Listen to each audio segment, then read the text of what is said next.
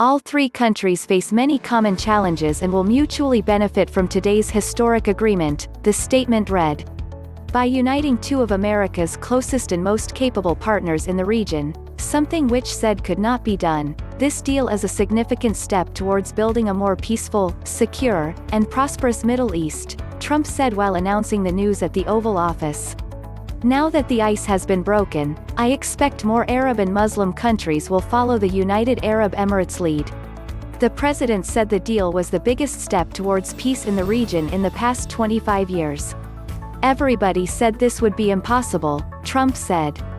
As part of the agreement, Israel will suspend its plans to annex parts of land claimed by the Palestinians for a future state. Instead, according to the statement, it will focus its efforts now on expanding ties with other countries in the Arab and Muslim world. Israeli and Emirati delegations are set to sign wide-ranging bilateral agreements in planned meetings in the following weeks, on areas spanning from establishing embassies to fostering tourism. Opening direct ties between two of the Middle East's most dynamic societies and advanced economies will transform the region by spurring economic growth, enhancing technological innovation, and forging closer people-to-people relations, the statement read. Trump said the deal would also allow Muslims from across the world to visit important historic sites in Israel. In a Jerusalem press conference, Netanyahu greeted the deal as a successful outcome of his peace out of force strategy. The Israeli Prime Minister has sought to normalize relations with numerous Gulf countries, and cited progress in his diplomatic efforts with Bahrain and Oman.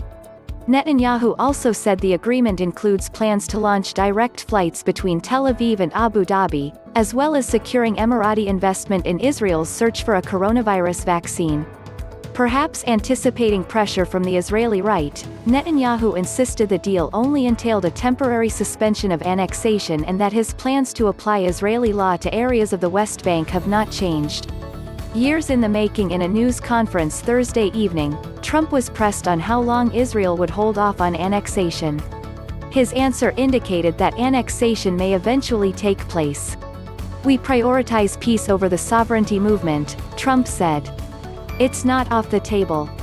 It's just something that will be deferred until we give peace every single chance." The announcement was the groundbreaking result of years of slow, often secret efforts at building ties between the two countries. The deal is driven in large part by Israel and the UAE's shared fear of a common foe, the Islamist regime in Iran. But it also comes as the cause of the Palestinians has faded amid a sclerotic leadership in Ramallah and widespread frustration over the repeated failure of US-led peace efforts. A U.S.